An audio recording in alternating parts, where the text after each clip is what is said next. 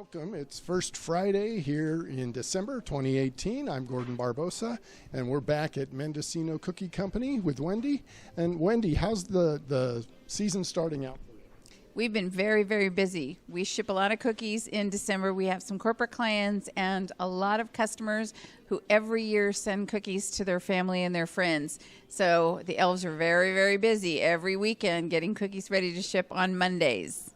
Now, when people are ordering, do they order specific cookies, or is it you do a random? Or So they can order anything they like, or we generally do a variety, which is called Baker's Choice.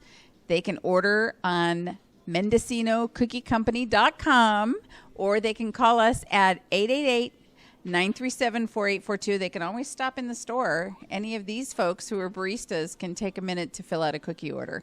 Okay, and we're in the old company store in downtown Fort Bragg on Main Street and Redwood. And Main Street, for those of you who are visiting Fort Bragg, is Highway 1. During this Christmas season, we'll be open 7 days a week, except for Christmas Day. We hope you all have a very wonderful holiday. And I see you having a special drawing for... Yes, we do the 12 Days of Christmas drawing. We've been doing it for years and years, so anybody can come in and put their name and phone number in our bucket and win some valuable prizes, like Zappa's cards and coffee mugs, chocolate-covered espresso beans, cookies. So it's all here at Mendocino Cookie Company, downtown Fort Bragg. We're at Interiors, and we're here with Monica. Hi, Monica. Hello. Tell us about your store. My store is about 3.5 years new. I worked with my family at the florist store, and we expanded on our home items about 3.5 years ago, and I moved to Redwood Avenue. We love this location, and we love our neighbors. And what are some of the products that you have here at the store? We carry a wide variety of items for your home. I've also expanded on bath and body products. We have a large selection in the back room back there of area rugs for your home as well. Okay.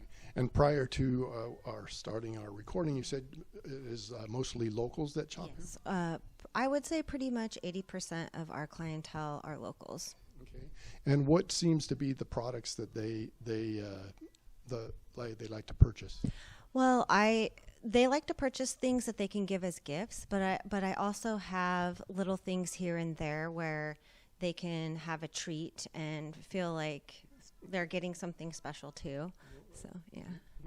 Well, okay. Well, you have a Facebook page. What's the address of your Facebook? Interior Home Ideas. I'm on Facebook and Instagram. Okay. Yeah. Thank you for being on First Friday with us. Thank you. We are with Megan here on Lost Coast Found. And this is a store that you opened yourself, right? Yes, I did. And you grew up here, is that correct? I did, yeah. So tell us what inspired you to open up a vintage shop. I've always loved vintage and everything about it, and the idea that everything we have, everything we need is already here. We don't need to buy new things from, China. It's all here. So I think that having the, access to that stuff for people is important. So that was one of the ideas behind having this kind of store. It's all here. We just have to present it and they'll buy it, right? Now, how do you find all of these vintage items? You don't want to know. I'm just kidding. People bring things. They walk in the door, and it's worked out really well. People bring in all sorts of interesting items. So most of the stuff's consignment now, and I get calls. I go to people's homes when they need to clean things out, and it's always interesting. It's fun. Is there particular items that you seem to sell more of? Ashtrays and radios. Really? Yeah. And coffee cups. Yeah. I know my wife and I have bought a few items here. A butter dish was one of our items because we wanted a retro. Butter dishes are hard to find. Butter dishes are very hard to find. If you have any out there, anyone, bring them in. I'll buy them. And ashtrays. And ashtrays and radios. There's a few typewriters. People love typewriters. Working typewriters. But, yeah. Do you have to stock like ribbon for those typewriters? I should. I really should. But I just tell them to go to Amazon. Amazon. Racine should actually sell. I should suggest that they need to sell typewriter ribbon. People need it all the time. I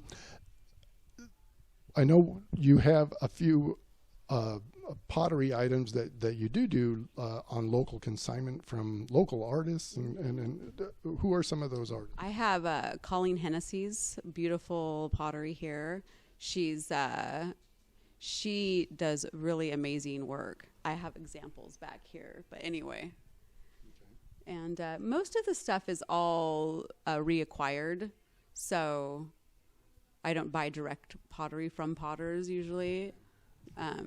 There's a few, but there's so much talent in this area. I'd like to be able to carry more locally made items because there's so many people making like really cool things. And again, we are at Lost Coast Found on Redwood, and with Megan, the owner. So if people were interested in purchasing, do you have a website or a Facebook page? Facebook page. What's the Lost Coast Found. Lost Coast Found. I don't look. Yeah, I have an Instagram as well, and that's Lost Coast Found Fort Bragg, I think. Okay.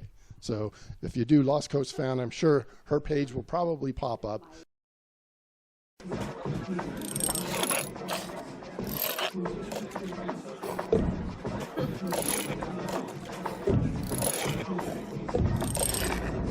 If you're not in control, then who is? Live above the influence. I'm getting older. Do I need to worry about falling? Yes, you do. Each year, 1 in 4 people 65 and older will experience a fall, and many will be serious. The majority of falls happen at home, so remove things that could make you trip and install handrails to keep you steady. To learn more about the steps you can take to help prevent a fall, please talk to your doctor. You can also visit aarpfoundation.org or medicaremadeclear.com/falls. This message was brought to you by United Healthcare and AARP Foundation. Welcome back. It's First Friday here in downtown Fort Bragg in December 2018, and I'm with Ann. We're at the Larry Spring Museum here on Redwood. Tell us more about the museum. Well, this has been Larry Spring's place of work and experimentation since the mid-1950s. He started here as a television salesperson, and he did antenna design. And it was through his work with television and installing antennas that he theorized that energy worked differently than what is understood by standardized physics. So he made a lot of the objects in here to demonstrate his theories. And he did a lot of sharing at conventions, on local cable television, which is running back there, at the Senior Center. And eventually, he turned this building into his School of Common Sense Physics. So everything in here is like really analog, and it's something that I personally really like, and I find that when people come into this space, they also really enjoy that. And what we're trying to do is sort of preserve his spirit of amateur inquiry by making his objects and some of his work available to the public, and also to invite artists in here to respond to his work. Now, I see along the wall there's not just scientific things here on the tables, but there is artwork on the walls. Tell us about some of that artwork. Yes. Larry, he really identified first and foremost as an experimenter, not as an artist. But, you know, I look at this place as a total work of art.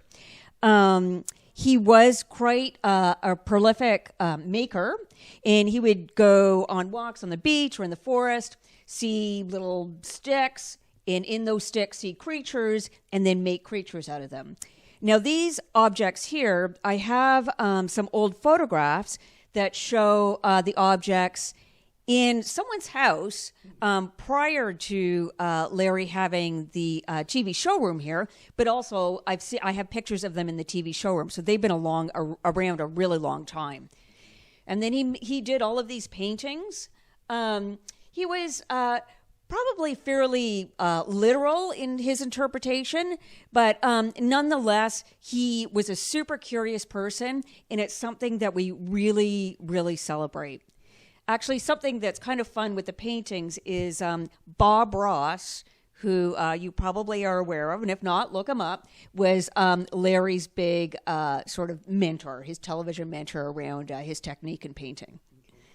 Now, I in the other room, he has a collection of various rocks. Oh, yeah. And I see the dining room table. Is that something you did, or the museum did, or is that something Larry did? Larry belonged to a rock club. There's some evidence that he was a member of the Simpson Lane Rock Club, which I think is sort of still around in some fashion. But the rock dinner party he inherited from a friend of his at whatever rock club that he belonged to. So at that rock club, he would have made these lamps and so on that you see as well. The rock dinner party probably is like a 12-piece setting. It was in the window for a long time, but the UV started to get to it and the rocks are fading. So I've put it in there for safekeeping. And also it's like kind of a fun thing for people to discover. Now, if somebody wanted to come to the museum, what are your hours? We're open when Lost Coast Found is open. So I would say Thursday to Saturday, noon to 5. You can always send me a message on Facebook or Instagram. I always respond. So if you're going to be in town, some other time when we're not open, I can make arrangements for people to be let in and have a bit of a tour. Okay, and if they wanted to contact you via Facebook, what page is that? It's Larry Spring Museum of Common Sense Physics. That's on Facebook and Instagram. And also, there's a website called Energy is My Teacher. And that has a lot of historic stuff about Larry in the collection. And my email address there, is am@energyismyteacher.com. All right. Thank you for sharing the story of the museum with us. Joe from the Cucina Verona. This is your new outlet, right? This is our Mercato. And why the Mercato? The Mercato is the result of a lot of people asking me for various things we serve at the restaurant and make, and where can they get them, especially proprietary things that we make. And so that was part of the impetus to have a place to sell that.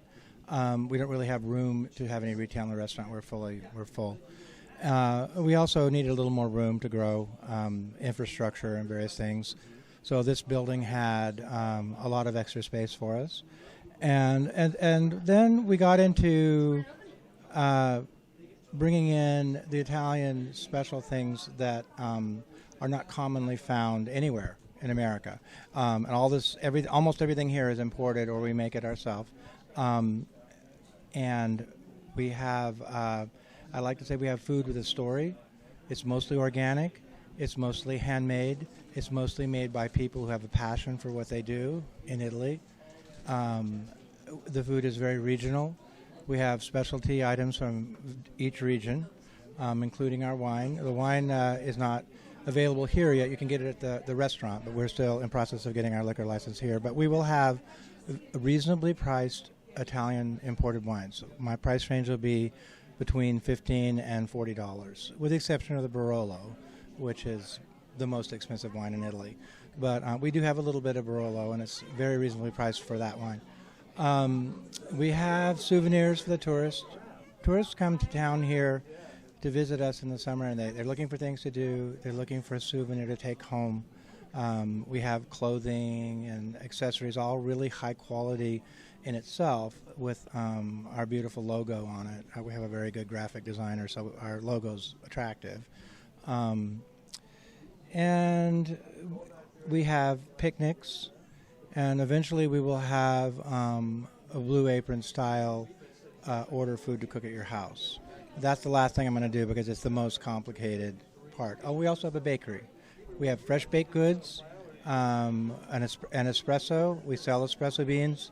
We sell espresso machinery, affordable stuff, less than $100, and you'll be able to come in and get fresh baked danishes and bread that are baked daily here in this store.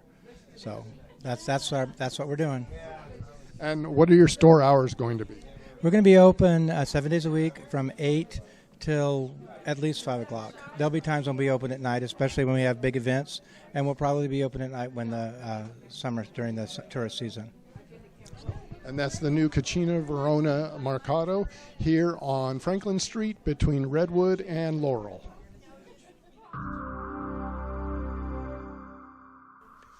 Welcome back to First Friday in Fort Bragg. We're here at the Noyo Center, which is this is your retail outlet or what? Yeah, it's a combination of retail, but mostly it's going to be kind of a sample of what's going to come later on out on the headlands as far as our big center. But our main part is to showcase our beautiful orca. And eventually we're going to have the completion of our virtual reality dome. So that'll be for people to be able to come in and have film footage of underwater projected on the inside of it and be able to feel like you're in the ocean without getting wet. So Sort of scuba diving without... Yeah, exactly. All right. And also showcasing our support of trying to help the kelp, restore the kelp, because our kelp forests are having a really difficult time. So we're trying to educate the public about what's going on. So 5 years down the road, 2 years down the road, they don't go, how come I didn't know about this? So...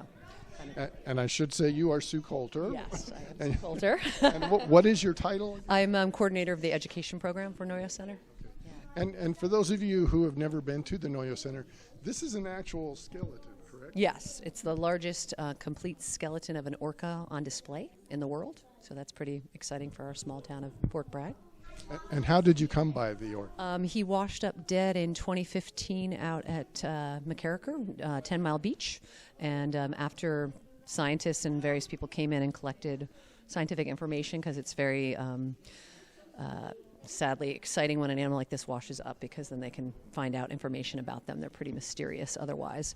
And it turned out that he had gotten his fluke, which is his tail, caught in a rope of a crab pot.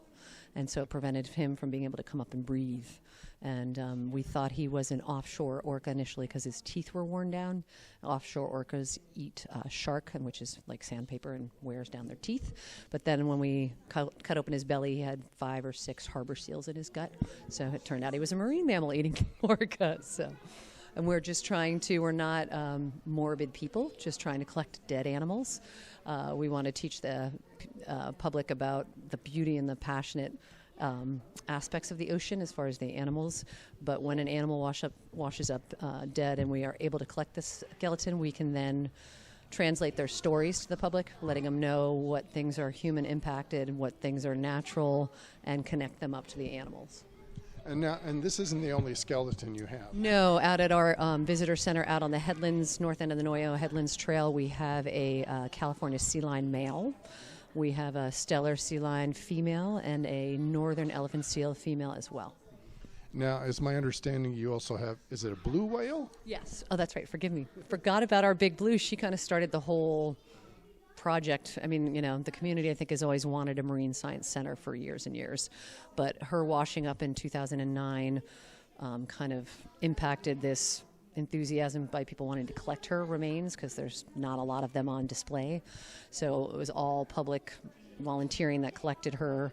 Then we buried her skeleton in the earth and then took it out and then cleaned up the bones. So we have all of her bones, but we need to build a building to be able to have her put together, articulated, and then hung. And just a blue whale is the largest mammal. Largest animal on the planet, larger than any other dinosaur. And lengthwise, how long would it be, say, compared to this room? She's 73 feet long, and I think we could fit her in here, but nothing else could be in here with her, and it wouldn't do her justice. Yeah. So the plan is to build a facility. Mm-hmm. And what else would this facility do? It would, I'm only one person, so don't hold me to this, but I would say the best way I would describe it would be a place that is all about the ocean and connects people up to the ocean, learning about it, whether it's having an aquarium, whether it's having more skeletons, interactive exhibits that educate the public about what's going on with our oceans, keeping current with climate change, what's happening with pollution, all elements of it. So if you're interested in learning more about the Noyo Center, it's located on Main Street, which is Highway 1 here in Fort Bragg, downtown between Redwood and Laurel Streets. Correct. You got it. And what are your hours? At the moment, we're just open on the weekends, and I believe it's Friday 10 to 6, Saturday 10 to 6, and Sunday 10 to 3. I'm getting my my cues here. Yeah, so that's what we're doing for now until we get the space ready, even more so for public. And to learn more online, you have a Facebook page? We do have a Facebook page. Our website is www.noyocenter.org.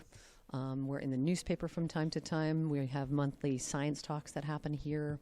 A couple Saturdays coming up, I'll be doing art and science on Saturday the 15th for kids of all ages here from at noon to 3. And the following Saturday, reading stories aloud to kids. So different things happening on the weekends. And we're always working on something, whether it's putting the dome together or putting a skeleton together. So come on in and experience Noyo Center now. Thank you, Sue.